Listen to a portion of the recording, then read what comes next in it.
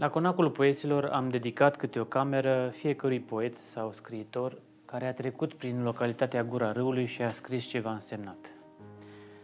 Dintre aceștia, cel mai apropiat nouă este George Coșbuc, deoarece acesta a scris aici poezia Nunta Zanfirei.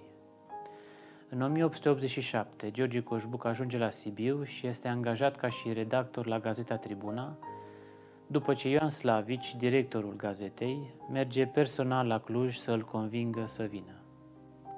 În 1889, George Coșbuc desăvârșește poezia Nunta Zanfirei, inspirat fiind de o nuntă fabuloasă la care asistă aici în localitate.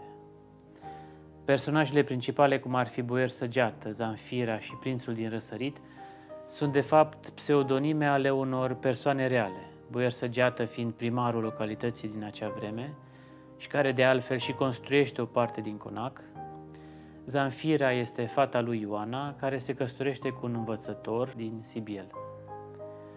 George Coșbuc aduce o contribuție desăvârșită culturii românești, el fiind poet, scriitor, publicist, critic literar și traducător, iar pentru activitatea sa însemnată este numit membru titular al Academiei Române în anul 1916.